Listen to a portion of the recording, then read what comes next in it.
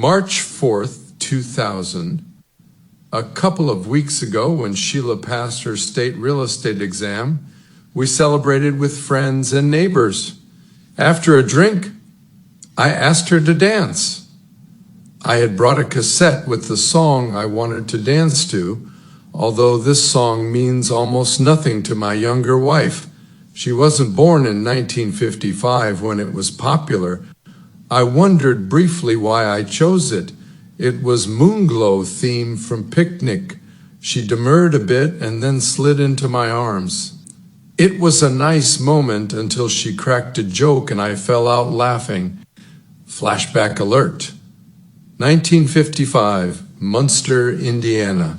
Age 13, new kid in school, again as an 8th grader, and Renee Durand was in 9th. Petite, short hair framing a cute face that smiled more than laughed. She stole my heart with a sidelong glance. Her family lived in a well-to-do suburb when suburbs were new on the landscape. Her neighbor was classmate Susan Levine, at the time a local celebrity for her appearances on the Chicago TV show Meet Mr. Wizard. Renee looked a bit French, I guess, but it was probably the name. I got tall early and played sports, but otherwise have no clue why an older woman at the 7th, 9th grade Lanier Junior High would lower herself to date a younger guy. Likely she saw a chance to test her new powers of attraction on someone even less experienced than herself. I imagine being the new kid in school had a bearing as well. These were the years of parties on weekends in the parents' homes. 45 revolutions per minute singles on the record player. Bill Haley, early Elvis, Gene Vincent, Chuck Berry and all the doo-wop groups. Slow songs like Moments to Remember, Band of Gold, Wayward Wind, Unchained Melody, Pre-Righteous Brothers, and Moonglow theme from Picnic. This one marked the first time I heard a song that combined two songs in one. I was also fascinated by the movie with William Holden and Kim Novak. The William Inge play was one I related to strongly, although I couldn't understand why at the time. The scene when Holden dances with Novak to the hit song is a film icon for me and others of my generation.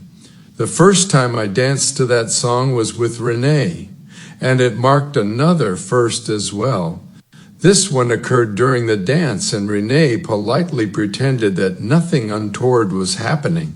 She must have sensed my embarrassment, but continued to press her small body against me in the dark. By the end of the song, I knew what Romeo felt for Juliet, another doomed teenage romance. Less dramatically for us, Renee merely left for high school at the end of the year, and we moved again. Flash forward alert. Donna worked behind the Atkins Park Long Bar on Thursdays. Other nights she waited tables. Buxom, brassy, and funny, she tickled me, and I often amused her. I wandered in one night after my shift at Dante's, caught her eye and waved, working my way through the crowded bar, nodding at a familiar face here and there. I positioned myself on the well-padded stool. She brought my usual gin and Coke with a lime. Drink in hand, I smiled at her. "Hi, good to see you. You getting rich?" She smirked, then struck a mock provocative pose. "I've got a new boyfriend." "Ah, news from the world of the sexually active. What's his name?" I felt a tinge of unreasonable jealousy. She batted her eyes and acted the coquette. I can't say why. Is it hard to pronounce? Choking and snorting sounds came from the guy beside me who had been pretending not to eavesdrop. He put down his club sandwich and gave us his undivided attention. "Dude, let me buy you a drink." That was so right on. "Dude, no way! I'll buy you one. I loved the way you tried to pass that entire sandwich through your nose." We both chortled in male-bonded glee. Bars can turn a guy into a fifth grader faster than you can say shooter and a beer. Donna rolled her eyes and walked off to check on the boys on the other end of the bar. The house sound system roared, "Rem crying about the end of the world as we know it. My new best friend and I agreed